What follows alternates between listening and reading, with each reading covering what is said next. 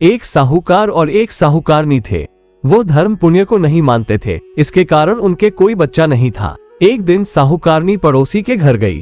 उस दिन तिलकुट चौथ थी। वहाँ पड़ोसन सकट चौथ की पूजा करके कहानी सुना रही थी। साहूकारनी ने पड़ोसन से पूछा, तुम क्या कर रही हो?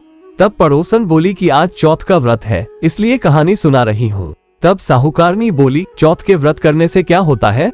तब पड़ोसन बोली, इसे करने से अन्न, धन, सुहाग, पुत्र सब मिलता है। तब साहूकारनी ने कहा, यदि मेरा गर्भ रह जाए तो मैं 1.25 सेर तिलकुट करूंगी और चौथ का व्रत करूंगी। श्री गणेश भगवान की कृपा से साहूकारनी के गर्भ रह गया। तो वो बोली कि मेरे लड़का हो जाए तो मैं 2.5 सेर तिलकुट करूंगी। कुछ दिन बाद उसके लड़का हो गया तो वो बोली कि हे चौथ माता, मेरे बेटे का विवाह हो जाएगा तो 5.25 सेर का तिलकुट करूंगी।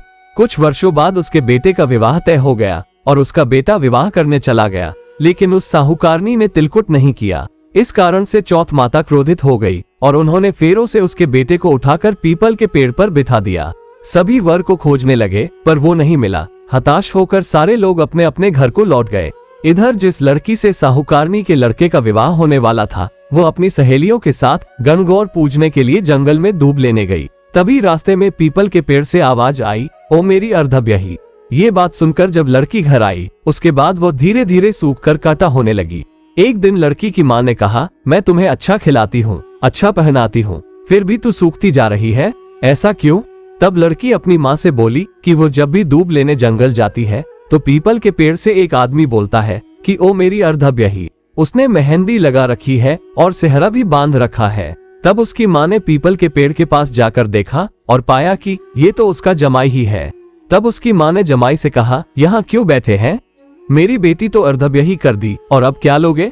साहूकारनी का बेटा बोला, मेरी माँ ने चौथ का तिलकुट बोला था लेकिन नहीं किया, इसलिए चौथ माता ने नाराज होकर यहाँ बैठा दिया। ये सुनकर उस लड़की की माँ साहूकारनी के घर गई और उससे पूछा कि तुमने सकट चौथ का कुछ बोला है क्या? तब साहूकारनी बोली, तिलकुट बोला था। उसके बाद साहूकारनी बोली, मेरा बेटा घर आ जाए तो 2.5 मन का तिलकुट करूंगी। इससे श्री गणेश भगवान प्रसन्न हो गए और उसके बेटे को फेरों में लाकर बैठा दिया। बेटे का विवाह धूमधाम से हो गया। जब साहूकारनी के बेटा एवं बहू घर आ गए तब साहूकारनी ने 2.5 मन तिलकुट किया और बोली, हे चौथ माता, हे विनायक जी, आपके आशीर्वाद से मेरे बेटा बहू घर आए हैं, जिससे मैं हमेशा तिलकुट करके व्रत करूंगी। इसके बाद सारे नगर वासियों ने तिलकुट के साथ सकट व्रत करना प्रारंभ कर दिया। हे सकट चौथ माता, जिस तरह साहूकारनी पर कृपा करी वैसी सब पर करना। इस कथा को कहने व सुनने वालों का संकट हरना। बोलो चौथ माता की जय। श्री गणेश जी की जय।